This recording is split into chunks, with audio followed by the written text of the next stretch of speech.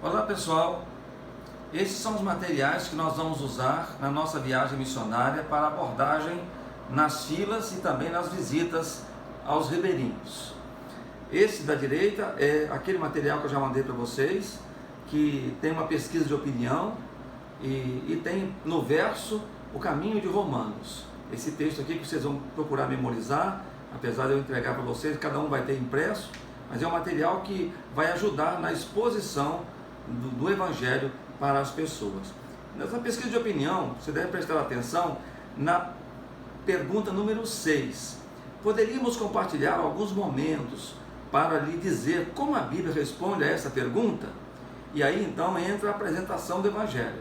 Aí você vai perguntar à pessoa: o que é que eu tenho nas mãos? Normalmente a resposta é: você tem aí um cartão em branco nas suas mãos, um papel nas suas mãos. E aí você diz assim: olha, esse papel aqui representa o mundo, sem forma e vazio. E a Bíblia diz que Deus criou todas as coisas com o poder da sua palavra. E por último, criou o homem à sua imagem e semelhança. Deus criou o alimento, Deus criou tudo que o homem precisava para viver.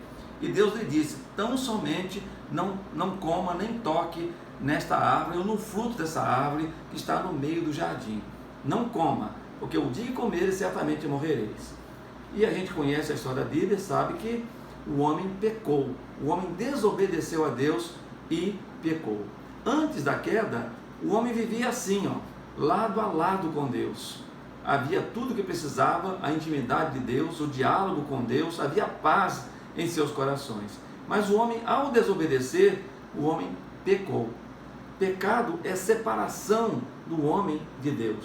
O pecado trouxe consequências seríssimas para a vida humana. Paulo, lá em Romanos capítulo 3, verso 23, vai dizer que porque todos pecaram e destituídos estão da glória de Deus. Todos nós somos pecadores. Pecado é mentir, pecado é enganar, pecado é roubar, pecado é uma série de consequências, mas o principal é desviar-se de Deus, desobedecer a Deus. E como um trabalhador que trabalha no final do mês, ele recebe um salário, a Bíblia diz que o pecado também tem um salário. E o salário do pecado é a morte. Então o pecado gera morte. O pecado não só separa o homem de si mesmo e das coisas, mas separa de Deus e o leva à eternidade sem Deus. Se pararmos aqui, vamos perceber que a situação do homem é pior possível, a pior possível. Não teria jeito para ele, mas Deus continuou amando o homem. Lá em Romanos capítulo 5, verso 8, no mesmo texto de Paulo, ele vai dizer: mas Deus prova o seu amor para conosco, em que Cristo morreu por nós, sendo nós ainda pecadores. Ou seja, a vinda de Jesus ao mundo foi para que o nosso pecado fosse resolvido. Então Jesus veio para morrer por nós e perdoar os nossos pecados. Mas qual o propósito disso? É de trazer-nos a reconciliação com Deus, para termos uma vida de comunhão com Deus.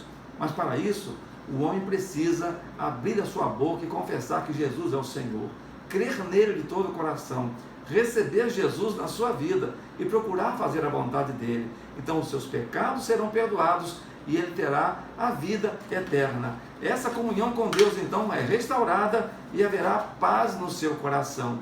E o texto vai dizer que todo aquele que invocar o nome do Senhor será salvo.